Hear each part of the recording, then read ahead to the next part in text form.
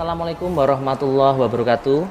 Apa kabar kadang-kadang warga dimanapun Anda berada? Jumpa lagi dengan saya tentunya Coach Ageng Bodro. Kita sudah lama nggak bincang-bincang. Kebetulan hari ini saya khusus mengundang para pengurus pusat agar bincang-bincang. Yuk, siapa saja? Kita kenalan dulu. Selamat siang, Mas Bak. Selamat siang. Terima kasih ya kehadirannya. Sibuk sekali kayaknya. Apa kabar Mas Agus? Baik, Mas Ageng. Jauh-jauh dari kediamannya dengan kesibukannya. Atur suwun. Satu lagi ada Mas Samsudin. Atur suwun Mas Ageng. Beliau ini viral ya, teman-teman, dulur-dulur semua, sebagai lawyer di PSHT, bagi penegak hukum kita. Nah, terima kasih tentunya berkenan hadir di bincang-bincang kita. Ada beberapa nanti pertanyaan yang akan kita ulas, mengingat isu-isu di lapangan menjadi pertanyaan-pertanyaan yang akhirnya harus kita jawab, Mas. Mungkin langsung saja nggih, Mas nggih. Jadi gini dulur-dulur, kita karena ini hanya podcast, kita rileks. Nanti kita pengen tahu tanggapan beliau. Selama ini kan kita kenalnya beliau-beliau ini dengan ketegasannya ketika ada di forum-forum resmi. Nah, ini karena lagi bincang-bincang, kita juga pengen tahu tanggapan beliau ketika dari sudut pandang pribadi. Gregetnya kayak apa? Ya, kita langsung tanya-tanya aja. Nanti seperti apa tanggapan beliau-beliau ini? Yang pertama kita mau tanya dari Mas Bagio dan Mas Agus selaku Biro Humas ya Mas ya? Biro Humas, inilah bapaknya kita. Kalau kita mau tanya-tanya itu ya harusnya ke beliau ini. Jadi tidak perlu dengerin yang simpang siur. Betul gitu ya Mas ya? Betul. Nah, ini pertanyaan pertama nih Mas. Jadi di lapangan itu banyak yang masuk ke kami, nge-DM, japri, di WA maupun di channel kita. Itu menanyakan seputaran parapatan luhur Mas. Seperti yang kita ketahui bersama, apakah sudah ada atau belum surat edaran terkait dengan kapan akan diadakan parapatan luhur? Karena kalau kita hitung dari tahun 2016 sampai tahun ini, mungkin sudah 5 tahun ya Mas ya. Betul. Nah, kemudian ada isu-isu nih Mas, ada parapatan luhur katanya akan diadakan versi A, versi B. Nah, ini yang membuat meresahkan kadang-kadang kita di lapangan. Nah, ini saya pengen denger Mas, yang sebenar-benarnya itu seperti apa programnya, dan kapan. Barangkali kalau memang sudah ditetapkan oleh Ketua Umum atau ditetapkan melalui rapat pengurus pusat, suratnya apakah sudah disiapkan dan lain sebagainya. Monggo, ini bisa Mas Bak, bisa Mas Agus. Terima kasih. Assalamualaikum warahmatullahi wabarakatuh. Waalaikumsalam warahmatullahi wabarakatuh. Terima kasih atas pertanyaan yang disampaikan sama Mas Ageng. Mudah-mudahan apa yang kita sampaikan nanti bisa bermanfaat,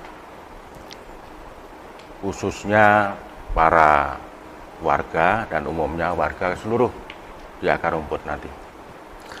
Terkait dengan masalah perapatan luhur, kita memprogramkan sesuai dengan apa yang diamanahkan oleh Ketua Umum dan juga Majelis Luhur, bahwa perapatan luhur akan dilaksanakan kisaran bulan Oktober 2021.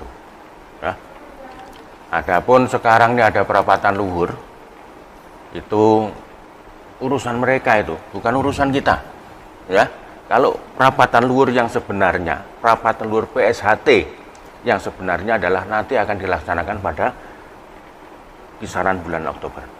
Adapun yang sekarang dilaksanakan oleh pihak-pihak ya, informasinya memadakan perapatan luhur, itu biarkan saja, abaikan saja itu.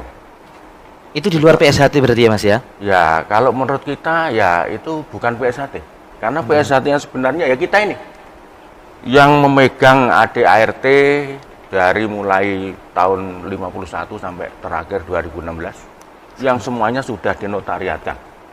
Dan di situ jelas banget bahwa itu sesuai dengan hasil perapatan luhur 2016.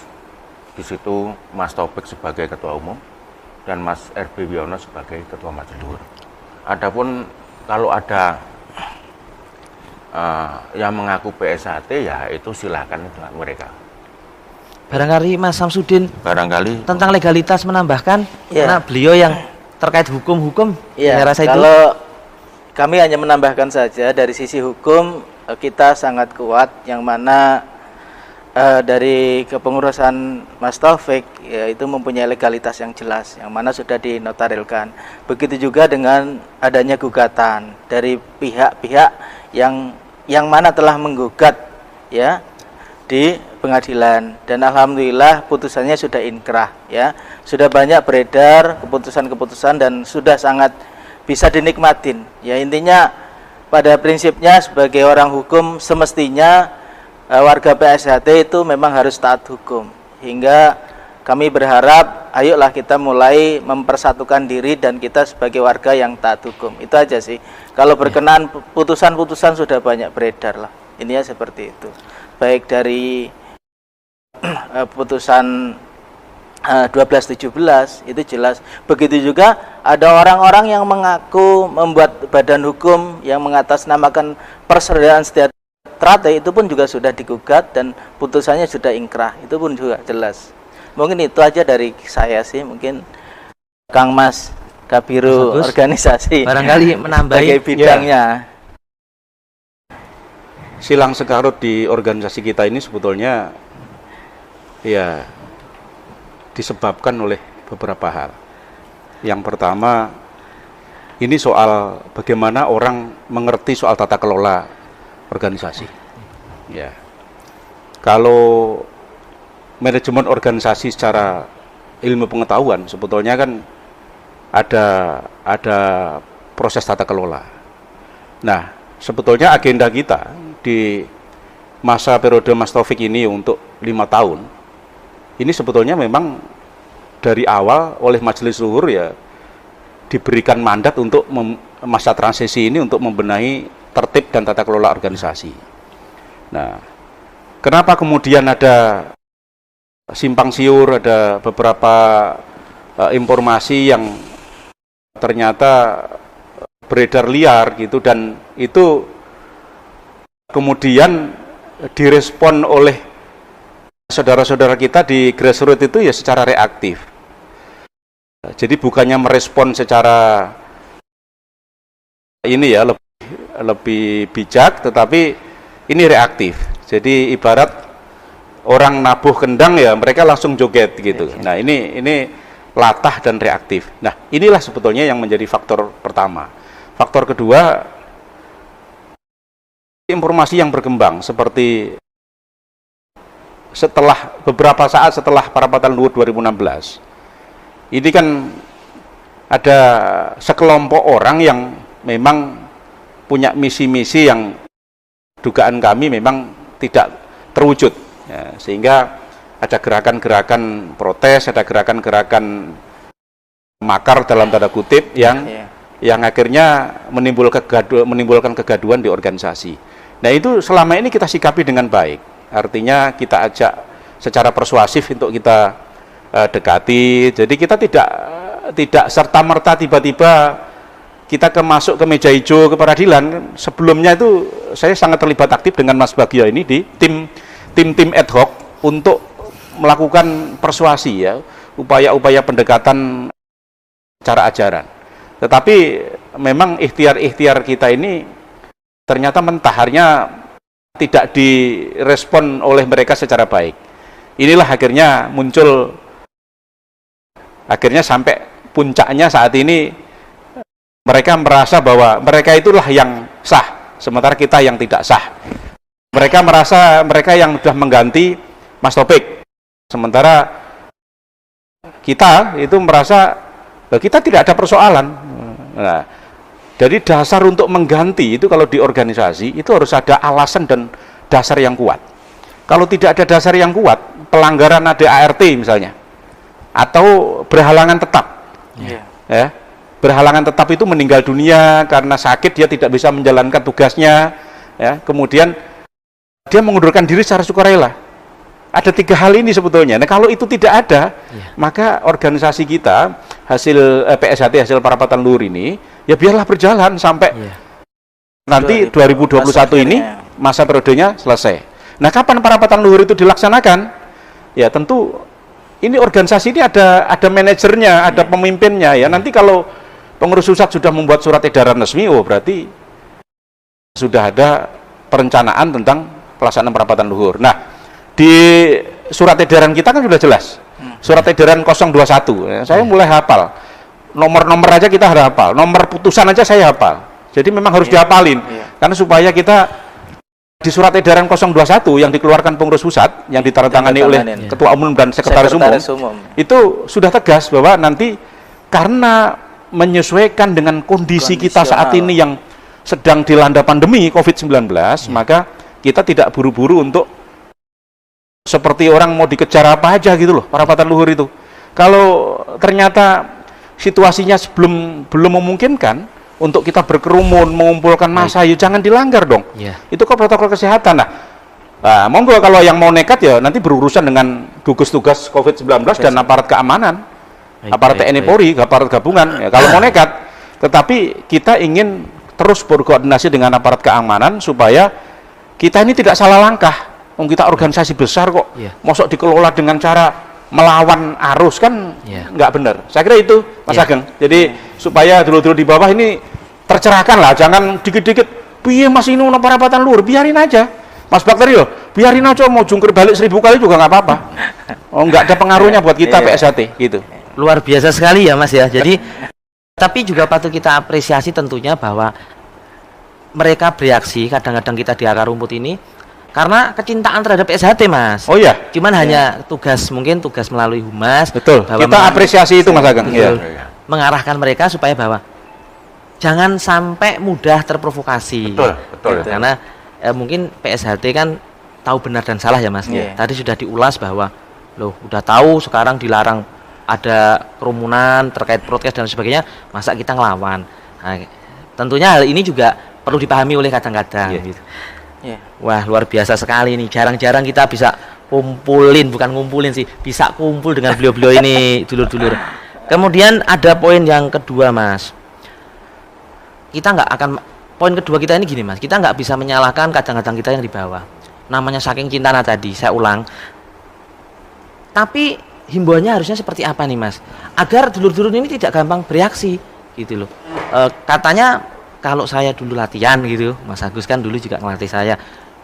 Pendekar yang baik itu yang tahu benar dan salah. Lah, dalam kebenaran yang seperti apa dalam bertindakkah, dalam berpikirkah, dalam menanggapi sebuah masalahkah? Lah ini mohon Mas, ini ada arahan supaya ketika ada isu-isu itu dulur-dulur ini biar sama seperti Mas tadi sampaikan, tenang aja gitu. Ntar kalau edarannya resmi ada juga sampai melalui cabang yang terkait dan ranting-ranting sekitar. Monggo nih Mas Agus boleh, Mas Bak boleh. Terima kasih. Mungkin dari saya dulu Mas. Monggo Mas Bak. Seorang pendekar itu identik dengan prinsip yang kuat. Siap. Ya. Seorang pendekar, seorang warga PSHT sesuai dengan tertera dalam wasiat PSHT di situ berbunyi, seorang PSHT atau seorang warga PSHT harus senantiasa berdiri di atas garis kebenaran. Saya potong Mas. Harus senantiasa berdiri di garis kebenaran. Bukan pura-pura benar ya Mas? Bukan. Atau ngaku-ngaku benar. Pokoknya benar-benar yang benar. Benar. Begitu. Monggo Mas. Tentunya harus tahu. Di situ kan jelas. Di samping kita ini senantiasa berbudi pekerti yang baik atau berbudi pekerti yang luhur, juga di situ jelas kan, tahu benar dan salah. Itu harus itu. Itu harga mati, tahu benar dan salah. Kalau tidak tahu benar dan salah, di mana kita mau berdiri? Kan itu. Nah, himbauan ya. Tapi sebelum himbauan, saya akan ulas balik sedikit tadi. Flashback ya. Barangkali itu bisa menjadi tambahan amunisi kepada adik-adik kita yang ada di grassroots ya. Tadi yang pertama, mungkin ada pertanyaan, kok Mas Bak tadi bilang SK yang sebenarnya. Nah, itu perlu kita tegaskan bahwa perapatan luhur 2016 itu sangat mengikat di situ. Sangat mengikat. Ya.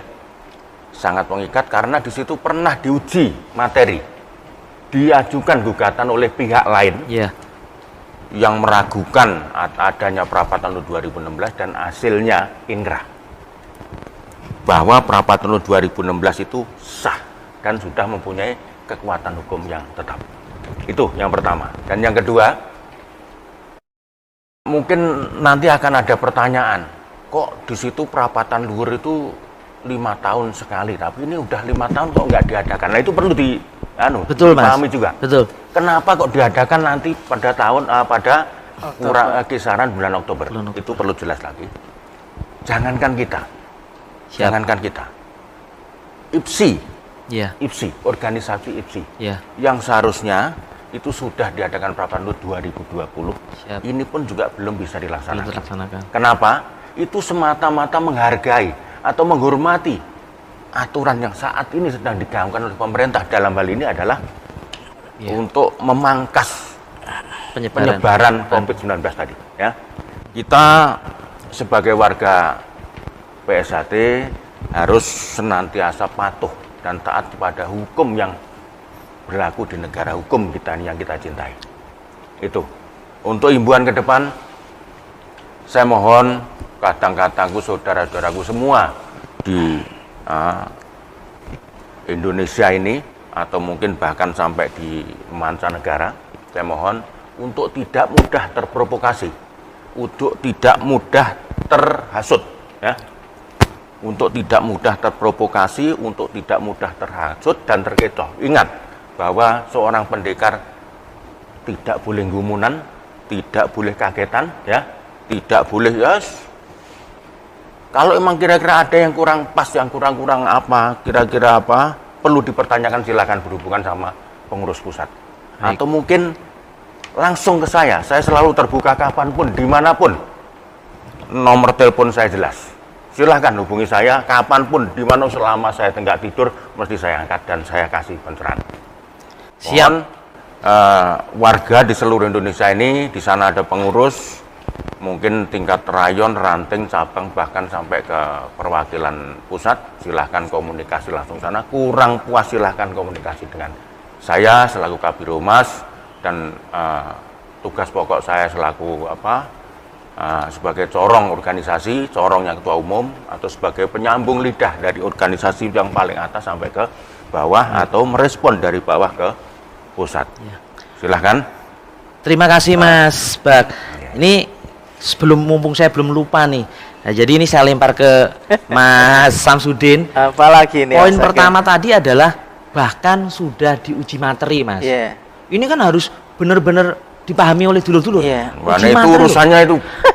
Ada yang Dihukum maido, itu. kalau orang Jawa bilang ada yang maido, bahkan menggugat tapi akhirnya kalah juga. Nah ini dalam bahasa hukum itu yang selama ini Mas Samsudin mendampingi, seperti apa sih Mas uji materi itu kok sampai mereka atau mereka yang di luar sana itu sampai tidak disah gitu, tidak disahkan. Nah itu seperti apa Mas? Ya intinya kan dalam uji materi itu disidangkan di pengadilan, yang mana disidangkan di pengadilan Madiun dari tingkat pertama yaitu gugatan ditolak, begitu juga diajukan upaya banding oleh pihak ya yang penggugat, dan akhirnya hasilnya pun juga ditolak, begitu juga kasasi Mahkamah Agung, dan akhirnya perkara nomor 1217 itu sudah ingkrah, punya berketetapan hukum tetap. Nah ini jelas, sehingga ini yang saya katakan bahwasanya segimanapun tadi yang dikatakan Kabiro organisasi, Kabiro Humas itu adalah benar, bahwasanya ini keabsahannya legal dan jelas sekali. Maka kalau toh memang ada orang yang berupaya mengaku-ngaku PSHT, ya mohon bisa dilihat. Sekarang cukup dengan googling aja Mas. Bisa siapa sih ketua umum PSHT itu gitu. Atau mungkin ada juga yang mengatasnamakan ketua umum PPSHT PM. Ya ada juga, mungkin bisa digolongin juga bisa gitu. Jadi sekarang tuh melek intelektual ya. Jadi tadi juga saya tambahkan dari Kabiro Humas bahwasanya apapun informasi yang bersifat kebenaran itu selalu ditandatangani oleh ketua umum dan sekretaris umum. Itu pasti, yaitu berupa syarat edaran yang dari atas ke bawah. Itu kuncinya. Jadi tidak usah terprovokasi dengan adanya sosmed yang mungkin diunggah video apapun yang tidak, yang bertujuan memang untuk membombardir dalam artian terjadinya perpecahan antar saudara, ini kita hindarin. Makanya kita harus cerdas ya. Saya sangat sepakat mendukung arahan Kabiro Humas dan Kabiro organisasi, komunikasi antar wilayah, komunikasi antar hubungan dari rayon ke ranting, ranting ke cabang, itu penting sekali. Saya kira itu aja sih. Terima kasih Mas, berarti dari sudut pandang hukum sudah jelas banget, gamblang disampaikan. Nah, kemudian ini nih Mas, saya poin ketiganya Mas Bagio tadi mengatakan bahwa terbuka. Berarti artinya kapanpun kalau memang betul-betul tidak melek hukum, tidak melek informasi, diperkenankan ya Mas ya.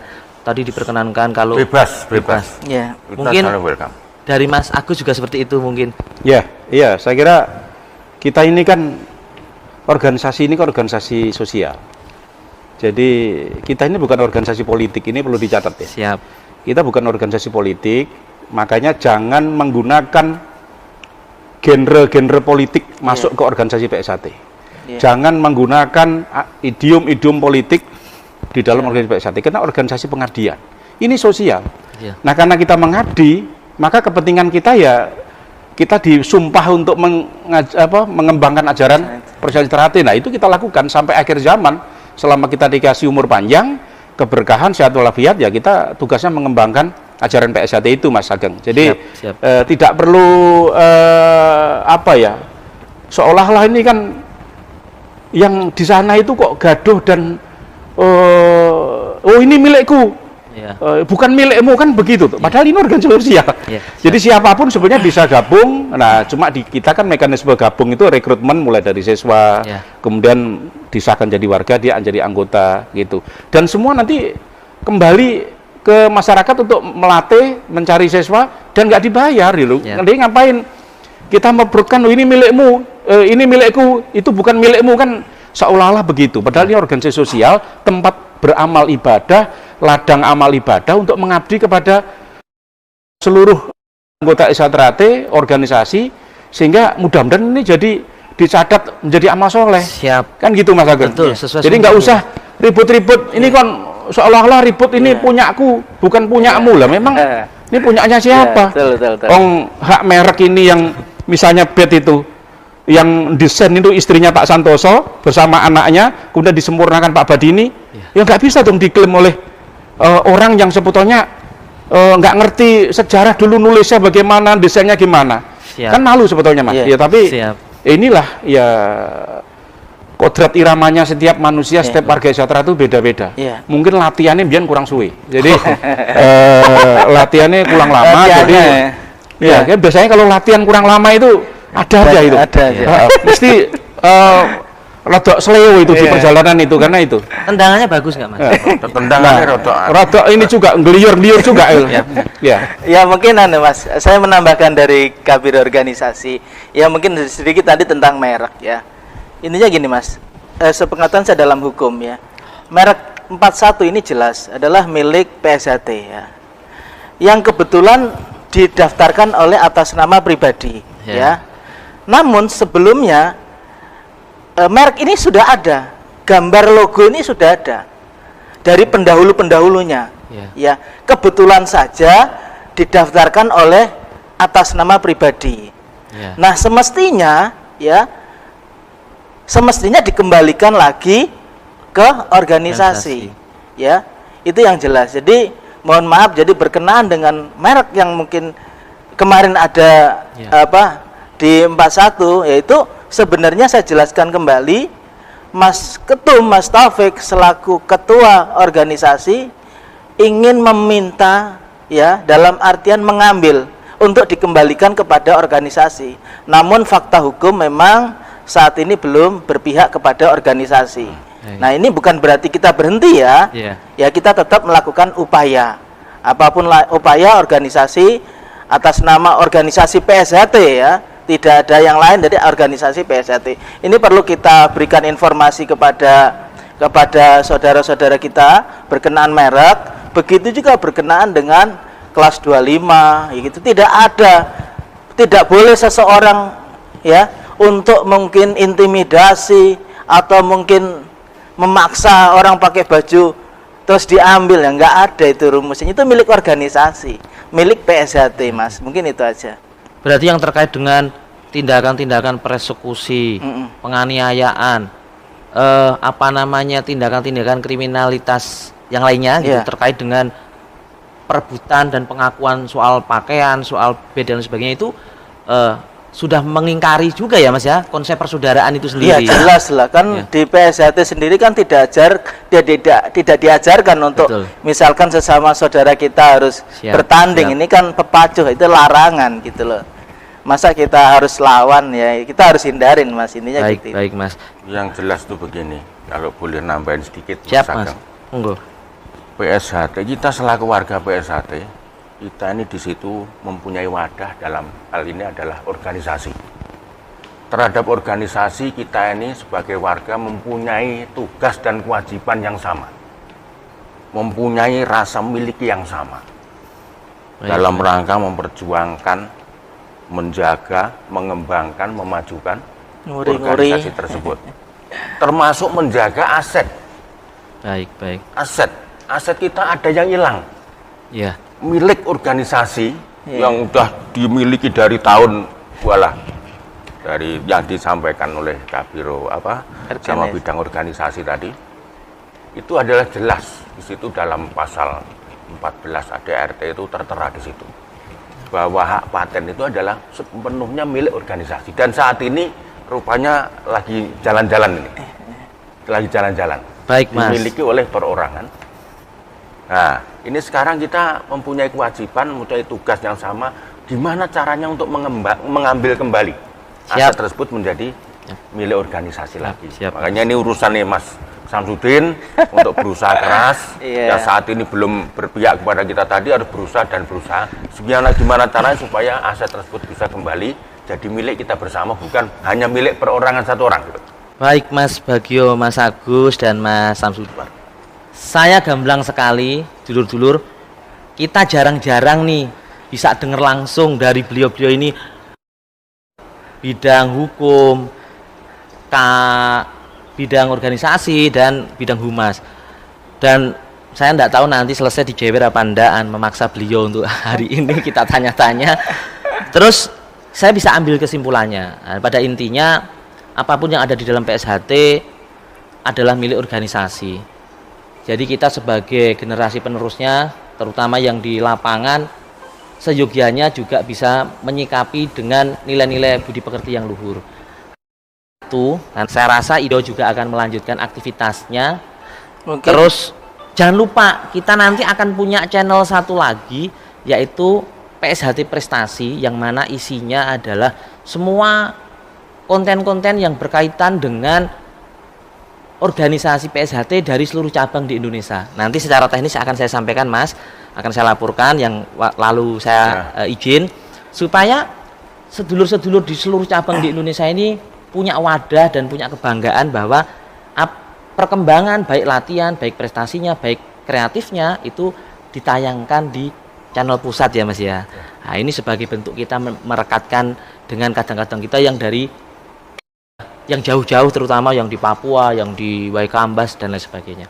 Saya rasa itu kesimpulannya, dan wong PSHT itu sugio welas asih nanging ojo nganti tanpa doyo. Saya rasa itu. Wassalamualaikum warahmatullahi wabarakatuh. Terima kasih Mas. Waalaikumsalam warahmatullahi wabarakatuh.